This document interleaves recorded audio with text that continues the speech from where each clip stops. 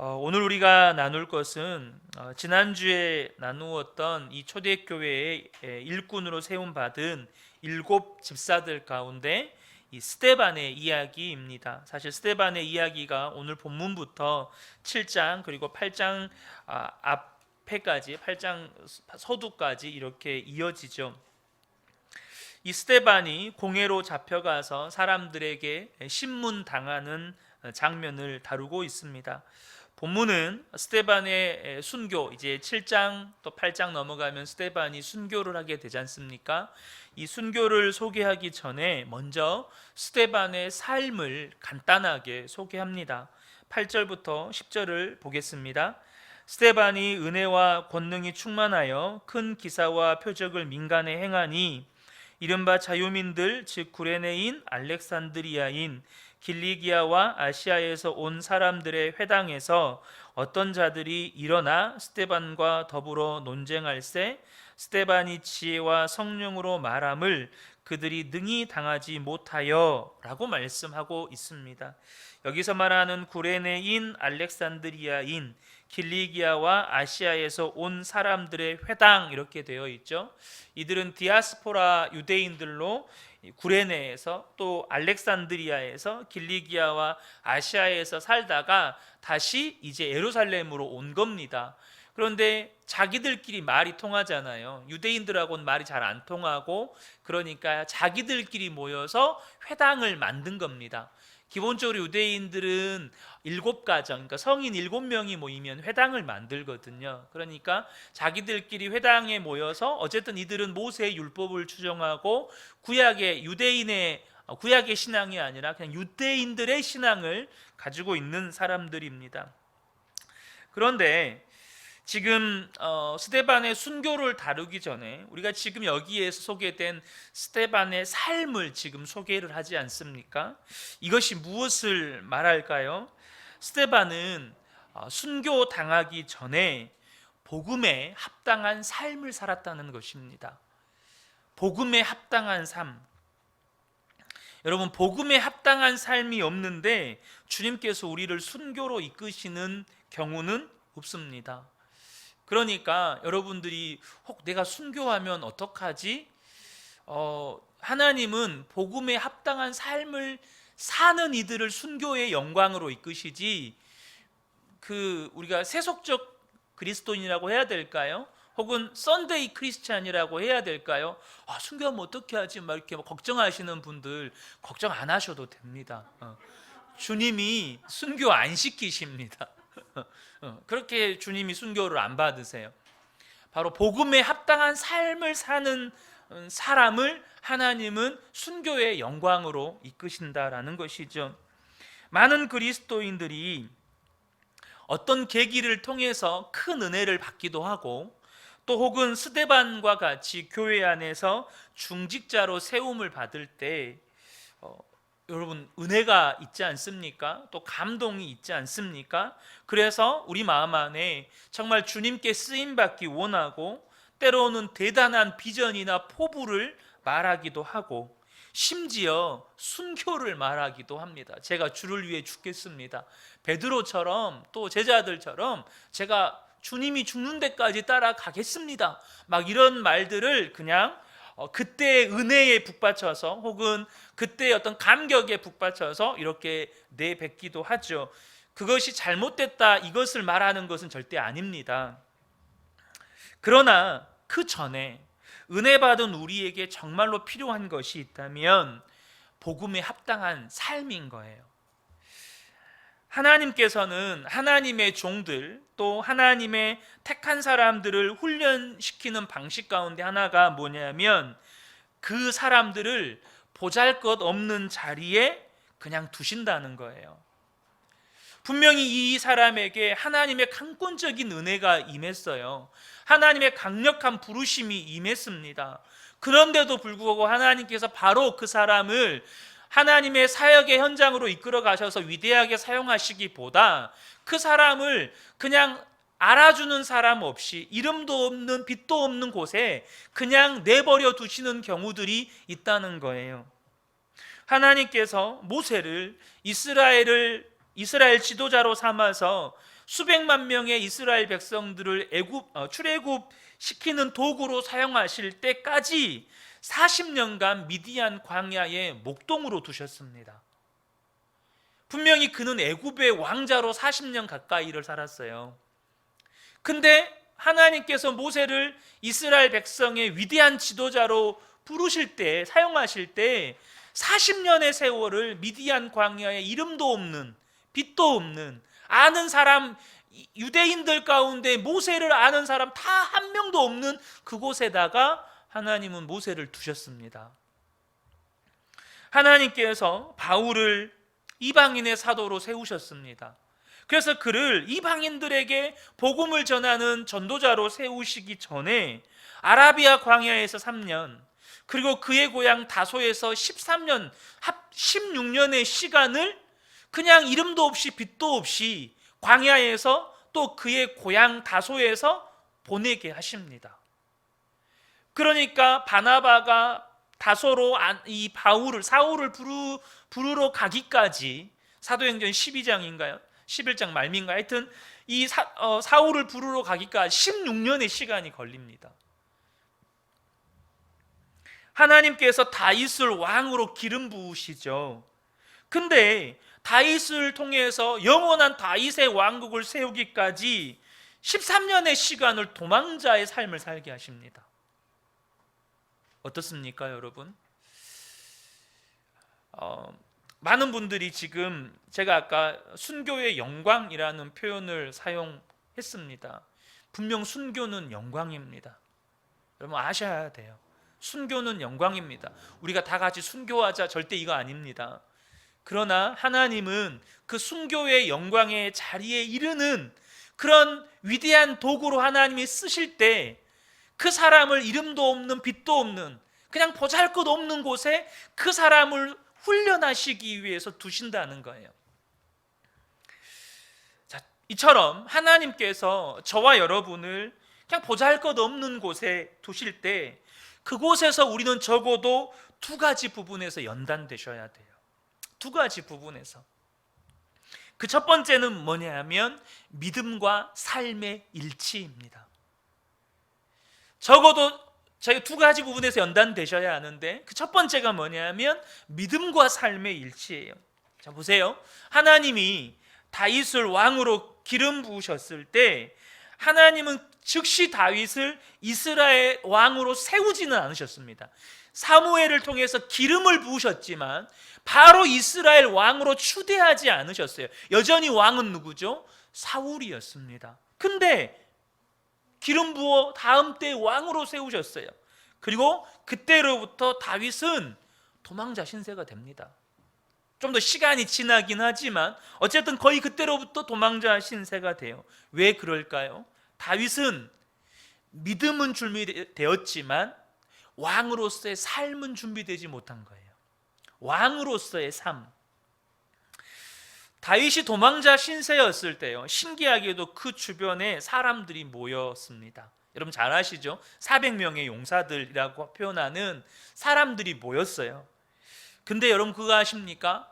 이 다윗을 따르는 사람들에게 다윗이 죽을 뻔한 일이 있었습니다.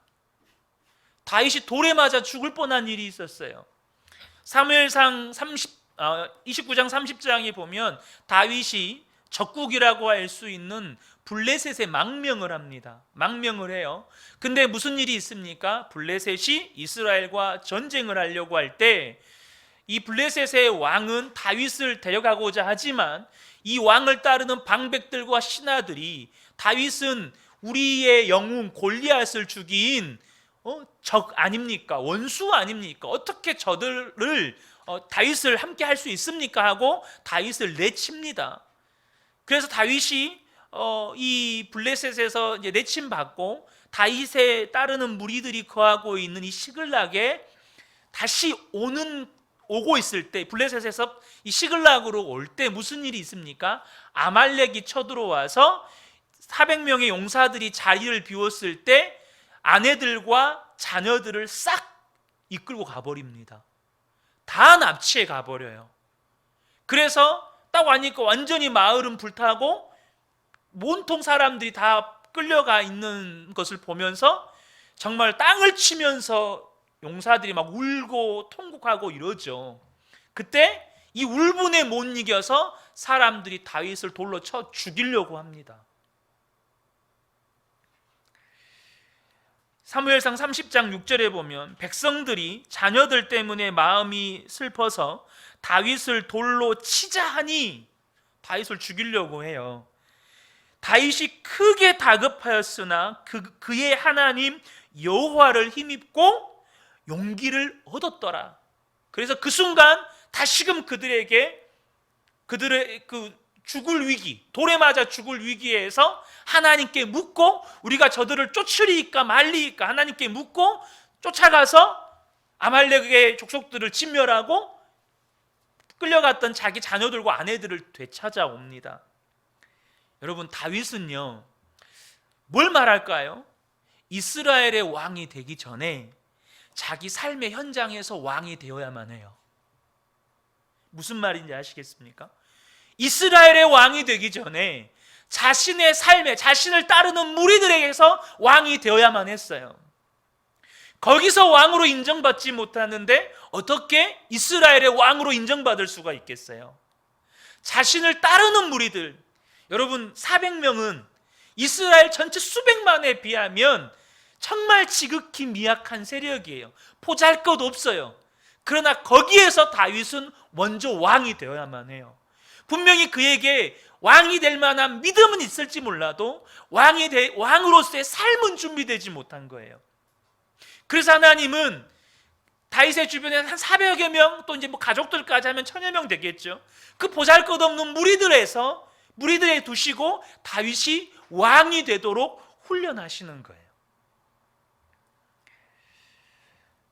하나님께서 우리를 보잘것없는 자리에 두실 때 우리 안에 그리스도를 섬기려는 어떤 이상, 또 열정, 이것들이요 변화도 없고 알아주는 사람도 없는 그곳에서 어떻게 돼요?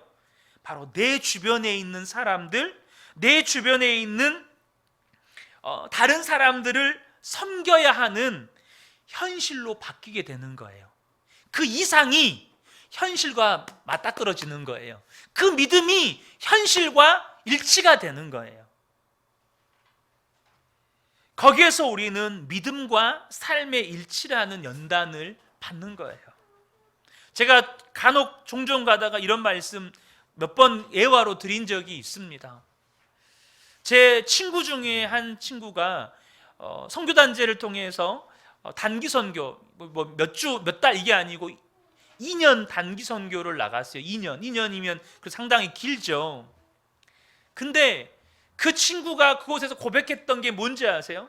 가기 전에 이 친구의 고백은 내가 주를 위해 죽으리라 이거였어요. 주를 위해 죽으리라. 근데 이 친구가 다녀와서 한 고백이 뭔지 아세요? 삶에서 안 죽어지는데 뭘 주를 위해서 죽냐고. 삶 속에서 안 죽었는데 어떻게 주를 위해 죽을 수 있느냐는 거예요. 사고 싶은 옷도 못 사고, 쇼핑도 못 하고, 보고 싶은 영화도 못 보고, 만나고 싶은 친구들도 못 만나고, 내가 하고 싶은 것도 못 하는 그것 때문에 너무너무 힘들어 하는데, 그거 하나, 내 삶의 현장에서 그거 하나 주를 위해서 포기하지 못하는데, 주를 위해서 어떻게 헌신하냐는 거예요. 어떻게 순교하냐는 거예요. 사랑하는 성도 여러분, 하나님께서 저와 여러분을 정말 순교의 영광으로 이끌어 가신다면 그 영광이죠. 그러나 지금 저와 여러분이 순교의 영광을 말하기 전에, 혹은 저와 여러분이 정말로 위대한 하나님의 비전을 말하기 전에, 세계 열방을 말하기 전에, 하나님께서 나를 이곳에 두실 때 이곳에서 저와 여러분의 삶이, 믿음과 삶이 일치되는 연단의 과정을 밟으셔야 된다는 거예요. 두 번째는 뭐냐면 하나님의 때를 기다리는 인내를 연단받으셔야 돼요. 하나님의 때를 기다리는 인내. 하나님은 하나님의 때를 따라 일하십니다. 하나님의 때에 일하세요. 전도서 3장 1절 그리고 11절을 보면 범사에 기한이 있고 천하 만사에 다 때가 있나니 11절에 하나님이 모든 것을 지으시되 때를 따라 아름답게 하셨고 또 사람들에게는 영혼을 사모하는 마음을 주셨느니라. 그러나 하나님이 하시는 일의 시종을 사람으로 측량할 수 없게 하셨도다. 하나님은 때를 따라 일하시고 그 하나님의 때를 사람으로 하여금 측량하지 못하게 하셨다는 거예요. 우리에게 필요한 게 뭐죠?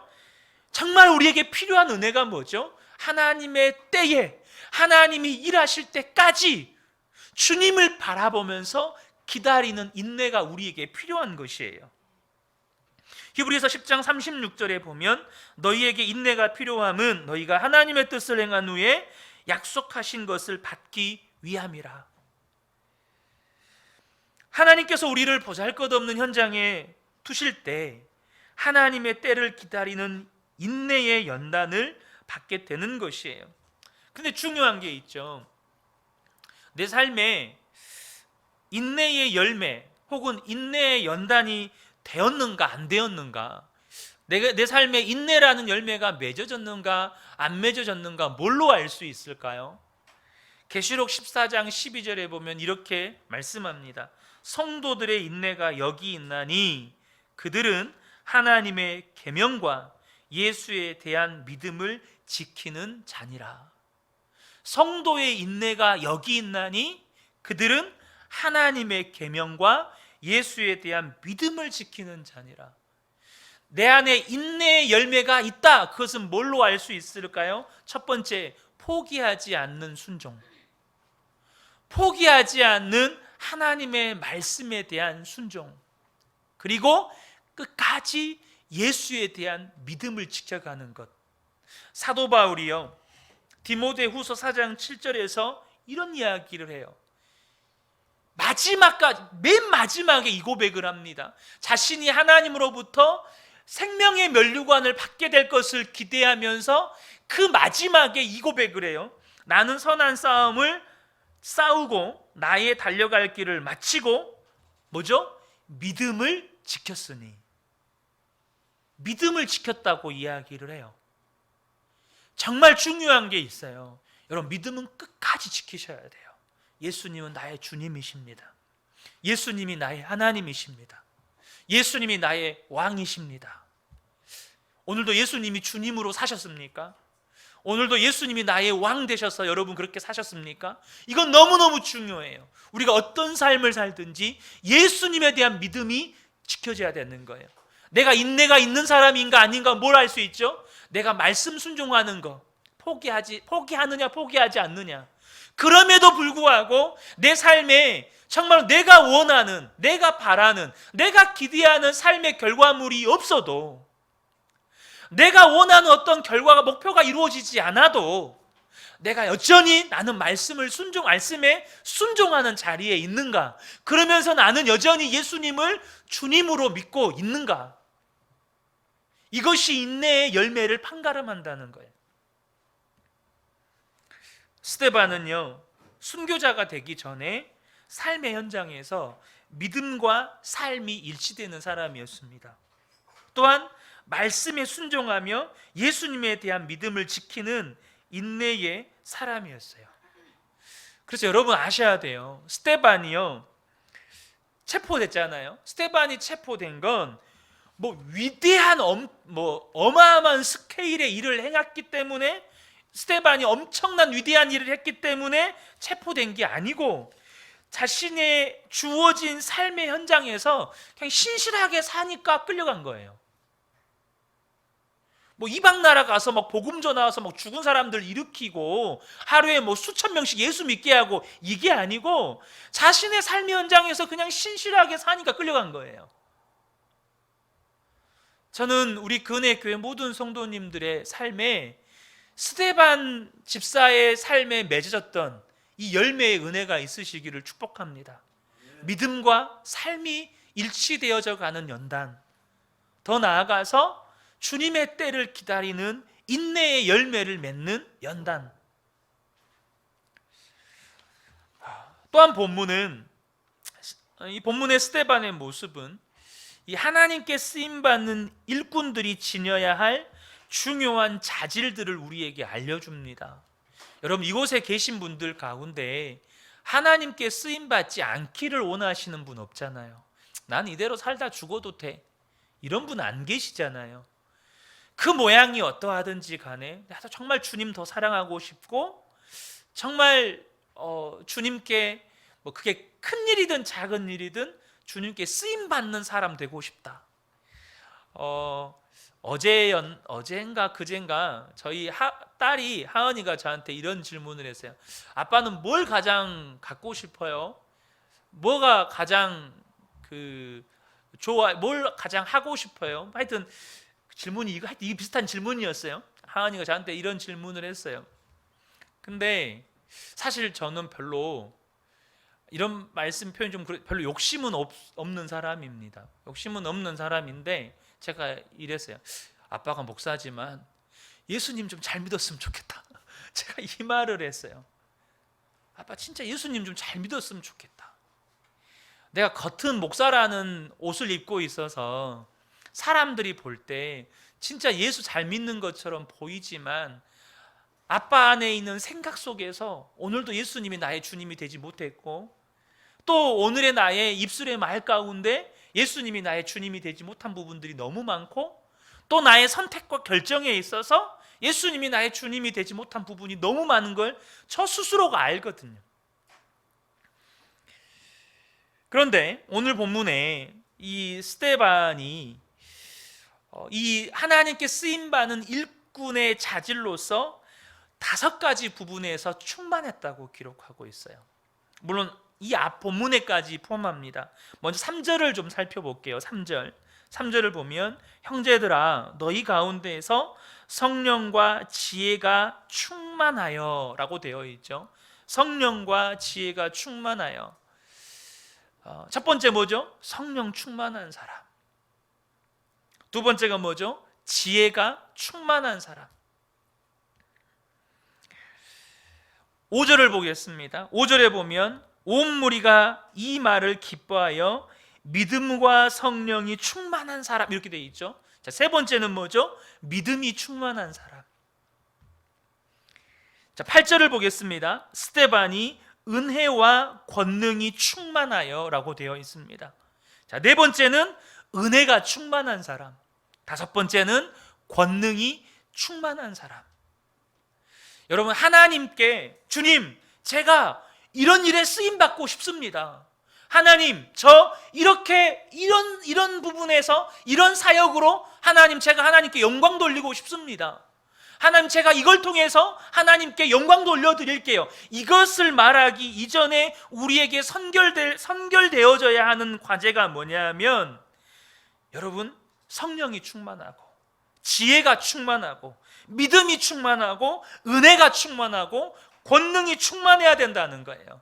뭐 은사가 많고 능력이 많고 스펙이 많고 화려한 경력이 필요한 게 아니라 우리에게는 성령과 지혜와 믿음과 은혜와 권능의 충만함의 은혜가 필요하다는 것입니다.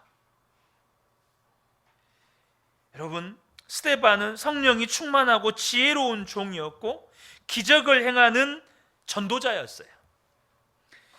여러분, 스데반은요, 성경에 기록된 인물 가운데 신약 성경에 사도들을 제외하고 처음으로 민간의 기사와 표적을 행한 사람이에요. 사도들을 제외하면 제일 처음으로 민간의 기사와 표적을 행한 사람으로 기록이 되어 있어요. 스데반이 본문에서 기록된 이 공회에 끌려가기까지 얼마나 오랜 기간 동안 사역을 했는지는 알려지지 않아요. 기록되어 있지 않습니다. 뭘 말하는 거죠? 예수님 안에서 시당의 연수는 무의미해요. 예수님 안에서 사역의 연수도 무의미해요. 기록해 놓지 않아요. 스데반이 집사로 몇 년 동안 섬겼더라 이런 말 없어요. 심지어 그의 사역도 그냥 그 음식 나눠주는 그 사역 서두 부분에 잠깐 언급하고 없어요. 여러분, 저와 여러분이 아셔야 될 건 그런 건 우리의 자랑이 아닙니다. 하나님께 인정받는 것도 아니에요. 제가 목사라는 거 하나님께 인정받는 거 아닙니다. 제가 예수님을 지금 이제 어렸을 때부터 다닌 걸로 치면 30년이 훌쩍 넘었죠. 나름 한 분야에서 30년 하면 나름 베테랑 아닙니까? 이거 아무 의미 없어요. 아무 의미 없어요. 그러나 성경은 분명하게 스데반이 성령이 충만했고 지혜가 충만했고 믿음이 충만했고 은혜와 권능이 충만해서 영향력 있는 사역을 감당했다고 기록하고 있어요. 중요한 것은 이 소개된 5가지 중에 어느 것 하나 사람이 수고하고 단련해서 되는 건 없다는 거예요. 여러분, 성령 충만 내가 단련하면 됩니까? 은혜 충만 내가 단련하면 됩니까? 권능 충만 단련하면 되는 겁니까? 다 하나님이 은혜로 베푸셔야 하는 거예요. 하나님이 우리에게 주셔야만 하는 거예요. 그래서 우리에겐 이게 기도 제목이 되는 거예요. 왜요? 내 힘으로 되는 게 아니잖아요. 내 힘으로 하나님의 지혜가 임할 수 없는 거예요. 내 힘으로 하나님의 권능이 내게 임할 수가 없는 거예요. 그러니까 우리에게 필요한 건 하나님 앞에 간구할 때 정말로 하나님께서 풍성하게 또 넘치도록 베푸시는 그 하나님 앞에 우리가 기도하는 거죠. 여러분, 스데반이 행한 모든 것이 하나님이 부어주신 은혜, 바로 하나님으로부터 말미암은 그 은혜들로 하는 것이었기 때문에 스데반을 비방하려는 자들도 스데반의 지혜를 당해내지 못해요.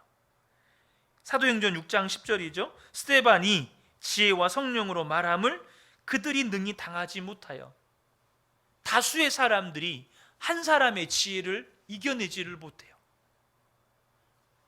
다수의 무리가 한 사람의 지혜를 이겨내지 못해요. 무엇 때문입니까? 그것이 하나님의 지혜이기 때문입니다. 저는 우리 근혜교회 모든 성도님들이요, 우리가 하나님 앞에 이렇게 쓰임받고 싶고 저렇게 쓰임받고 싶고, 근데 여러분, 주님이 토기장이 마음대로 쓰시는 거예요. 우리에게 필요한 건 하나님의 성령 충만, 지혜 충만, 믿음 충만, 은혜 충만, 권능 충만이 필요한 거예요. 자, 이제 공회로 끌려간 스데반이 말도 되지 않는 모함을 받습니다. 11절부터 보겠습니다. 사람들을 매수하여 말하게 하되 이 사람이 모세와 하나님을 모독하는 말을 하는 것을 우리가 들었노라 하고 백성과 장로와 서기관들을 충동시켜 와서 잡아가지고 공회에 이르러 거짓 증인들을 세우니 이르되 이 사람이 이 거룩한 곳과 율법을 거슬러 말하기를 마지 아니하는도다. 그의 말에 이 나사렛 예수가 이곳을 헐고 또 모세가 우리에게 전하여 준 규례를 고치겠다 함을 우리가 들었노라 하거늘. 지금 스데반이 아까 지금 각 지역에서 올라온 유대인들에게 이제 매수된 위증자들, 거짓 증언자들에 의해서 이제 공회에 체포되게 됩니다.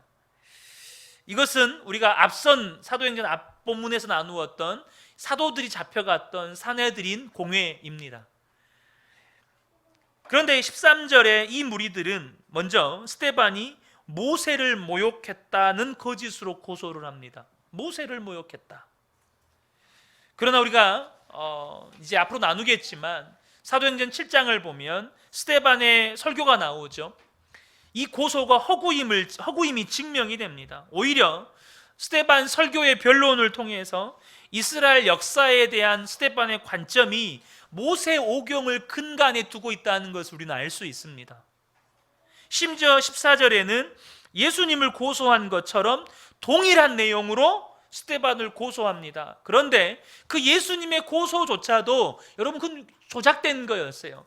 예수님은 그 성전을 헐라라고 말씀하실 때 직접적으로 눈에 보이는 성전을 헐겠다는 말씀이 아니셨고 자기의 육체를 헐겠다는 말씀이셨어요. 자기의 육체를 십자가에 내어주시겠다는 말씀이었어요. 이 의미가.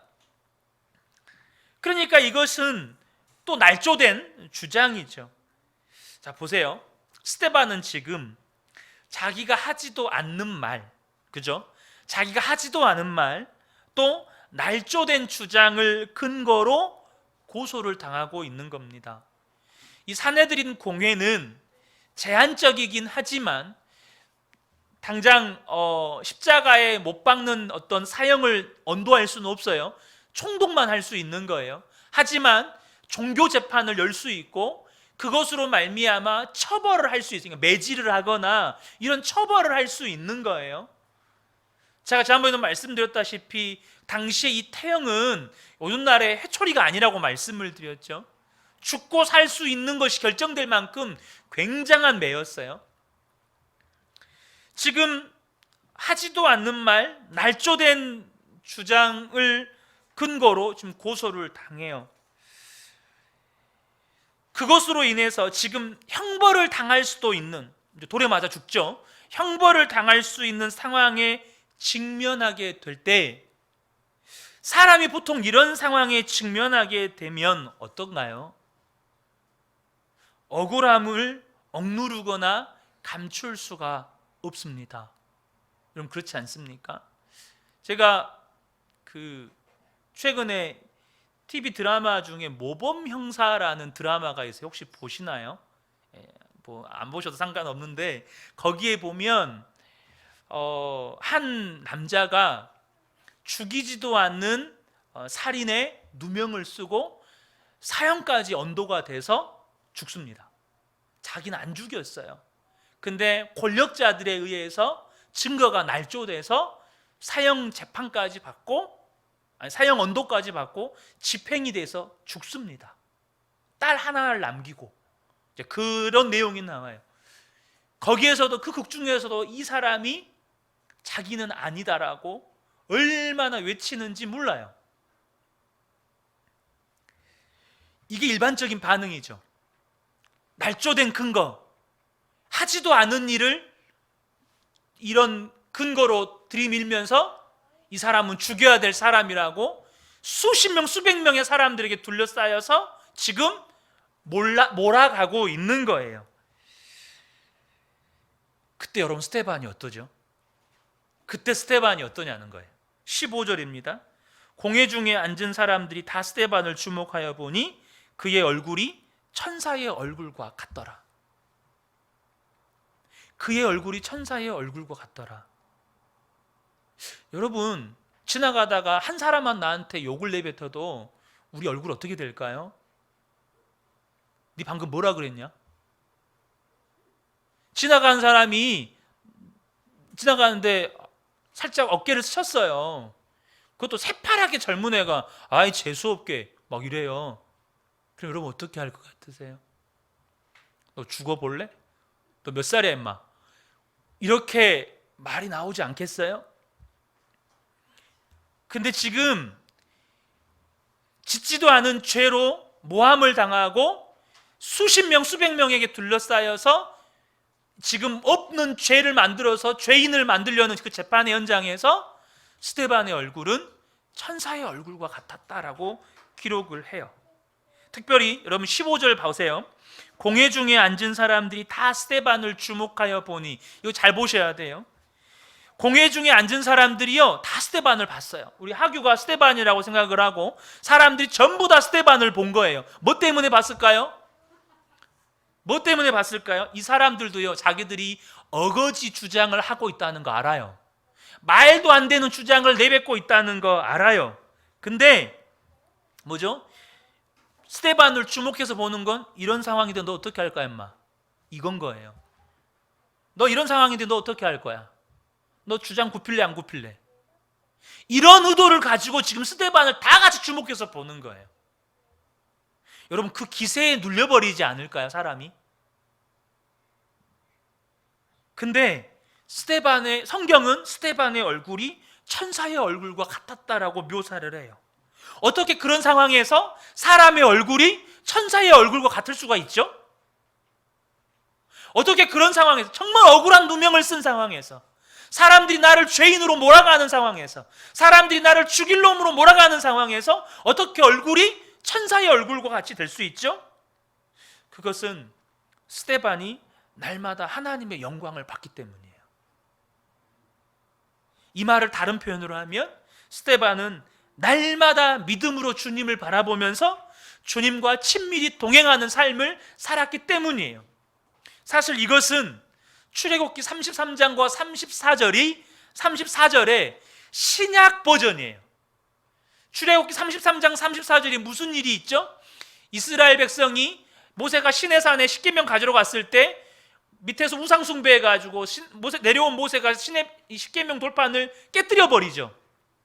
그래서 다시 십계명을 받으러 시내산에 올라갔을 때 그때의 하나님과 모세 사이에 있었던 일을 기록한 장면이 출애굽기 33장과 34장이에요. 정확히는 33장이고 34장은 그 내려온 다음의 반응이죠. 하나님의 영광을 본 모세. 자, 일부분만 읽어드릴게요. 33장 18절과 19절에 보면 모세가 이르되 원하건대 주의 영광을 내게 보이소서. 여호와께서 이르시되 내가 내 모든 선한 것으로 내 앞에 지나가게 하고 여호와의 이름을 내 앞에 선포하리라. 나는 은혜 베풀 자에게 은혜를 베풀고 긍휼히 여길 자에게 긍휼을 베푸느니라. 모세가 하나님의 영광을 보여달라고 하나님 앞에 구했어요. 우리는 하나님의 영광하면 이사야 6장처럼 초자연적인 하나님의 영광의 광채가 우리 가운데 비춰지는 것을 생각을 해요. 물론 그게 틀린 말이 아닙니다. 우리는 영원한 하나님 나라에 가면 영광의 하나님의 광채를 보게 될 거예요. 근데 이 땅에서 하나님의 영광을 본다는 말이 뭘까요? 34장에 그게 설명이 되어 있어요. 자, 34장 모세가 하나님의 영광을 그냥 하나님의 영광의 광채를 계속해서 봐가지고 와 황홀하다, 와 아름답다 이게 아니에요. 뭘 말할까? 28절 보겠습니다. 출애굽기 34장 28절이에요. 모세가 여호와와 함께 40일 40야를 거기 있으면서 뭐라고 이야기하죠? 주야로 하나님과 함께 거기 있으면서 떡도 먹지 아니하고 물도 마시지 아니하였으며 여호와께서는 언약의 말씀 곧 십계명을 그 판들에 기록하셨더라. 하나님의 영광을 본 것의 핵심은 뭐냐면 주야로 하나님과 함께 있는 거예요. 여러분 이해하시겠어요? 하나님의 영광을 본다는 말은 다른 게 아니에요. 주야로 주님과 함께 있는 것. 자, 29절에 보죠. 모세가 그 증거의 두 판을 모세의 손에 들고 시내산에서 내려오니 그가 산에서 내려올 때에 보세요. 모세는 자기가 여호와와 말하였으므로 말미암아 얼굴 피부에 광채가 나나. 자, 보세요. 하나님의 영광을 봤다라고 말하잖아요. 근데 34절에는 그 하나님의 영광을 봤다는 것을 뭐라고 표현하죠? 모세는 자기가 여호와와 말하였으므로 말미암아 얼굴에 광채가 났대요. 지금 스데반이 얼굴이 천사와 같았다는 말과 똑같은 말이에요. 모세가 뭐 했다는 거예요? 주야로 주님과 교제했다는 거예요. 주야로 주님과 대화를 나눴다는 거예요. 사랑하는 성도 여러분, 이미 저와 여러분은 예수님을 주님으로 믿고 있다면 주님의 영이 거하시는, 주님의 영광이 함께 하시는 하나님의 성전입니다. 여러분 믿으십니까? 그러면 우리에게 있어서 주님의 영광을 보는 것은 뭘 말하는 걸까요? 모세가 주야로 주님과 함께 있어 주님과 말하는 것처럼 우리가 날마다 주님 바라보면서 주님과 동행하면서 주님과 친밀하게 살아가는 것, 이것이 하나님의 영광을 보는 거예요. 하나님의 영광을 보는 거예요. 사랑하는 성도 여러분, 만약에 우리가 날마다 문제를 대면하고 있다면 사람들은 우리의 얼굴에서 문제를 보게 될 겁니다. 우리가 날마다 사람만 대면하고 있다면 사람들은 우리의 얼굴에서 사람을 보게 될 거예요. 우리가 날마다 근심 염려를 대면하고 살면 우리의 얼굴에서 사람들은 근심과 염려를 봅니다. 그러나 우리가 날마다 주님과 동행하여 살면 세상이 우리를 해코지하고 고소하고 혹은 궁지로 몰아놓고 어찌하나 보자 라고 할 때조차도 우리의 얼굴에서는 그리스도가 나타날 거예요. 여러분 믿으십니까?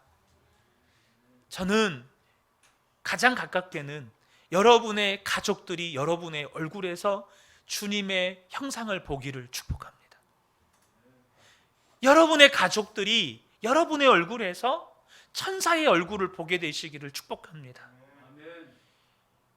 그것은요, 내가 평상시 뭘 대면하고 사느냐, 뭘 주목하고 사느냐, 무엇을 내 얼굴에 맞대고 사느냐로 결정이 되는 거예요. 고린도후서 4장 6절과 10절에 보면 어두운데 빛이 빛이라 말씀하셨던 그 하나님께서 예수 그리스도의 얼굴에 있는 하나님의 영광을 아는 빛을 우리 마음에 비추셨느니라. 주님의 영광이 우리 안에 있어요. 예수님을 주님으로 아는, 예수님을 구원자로 아는, 예수님을 하나님으로 아는 주님의 영광이 우리 안에 이미 비추어져 있어요. 그래서 보세요. 우리가 이 보배를 질그릇에 가졌으니 이는 심히 큰 능력은 하나님께 있고 우리에게 있지 아니함을 알게 하려 함이라. 우리가 사방으로 우겨쌈을 당하여도 쌓이지 아니하며 답답한 일을 당하여도 낙심하지 아니하며 박해를 받아도 버림바 되지 아니하며 거꾸로 뜨림을 당하여도 망하지 아니하고. 지금 이게 스데반의 상황이잖아요. 여러분 그렇지 않나요? 사방의 적들로 둘러싸였잖아요. 사방의 스데반을 죽이고자 하는 사람들로 둘러싸였잖아요. 근데 스데반은 망하지 않았어요. 그 목숨은 그들이 거두어 갔을지라도 스데반은 망하지 않았어요. 10절에 우리가 항상 예수의 죽음을 몸에 짊어짐은 다른 거 아니에요. 우리가 날마다 그리스도의 십자가를 묵상하고 살면, 날마다 나는 죽고 예수로 살면, 날마다 나는 죽고 예수로 살면 뭐가 나타나요? 예수의 생명이 또한 우리 몸에 나타나게 하려 함이라. 나는 죽고 예수로 살면 예수의 생명이 날마다 나를 통해서 나타나는 거예요. 사랑하는 성도 여러분, 제가 지금 이렇게 살고 있기 때문에 이 말씀을 전하는 것은 결코 아닙니다. 이렇게 살고 싶고 이렇게 살아가길 간절히 원하고 우리 근혜교회 모든 성도님들과 함께 경험하기를 원하는 은혜이기 때문에 함께 나누는 거예요. 말씀을 이제 맺겠습니다. 이 스데반의 삶을 통해서 다시 한번 우리의 삶을 돌아보기를 원합니다. 여러분, 순교의 영광보다 여러분 복음적인 삶을 사는 게 먼저고, 우리가 하나님께서 우리의 삶을 보잘것없는 삶의 현장에 두셨을 때 우리가 삶과 믿음이 일치되고 우리가 인내를 갖게 되는 연단의 과정 속에 있다는 것을 저와 여러분이 날마다 기억하시기를 축복합니다. 우리가 무언가 사역에 쓰임받기 이전에 성령 충만한 사람, 지혜 충만한 사람, 믿음 충만한 사람, 은혜 충만한 사람, 권능이 충만한 사람 되시길 축복합니다. 날마다 주님과 동행하심으로 여러분, 저와 여러분이 위기의 때에 더욱더 주님의 생명이 저와 여러분을 통해서 나타나는 놀라운 은혜를 맛보시기를 주님의 이름으로 축복합니다. 아멘.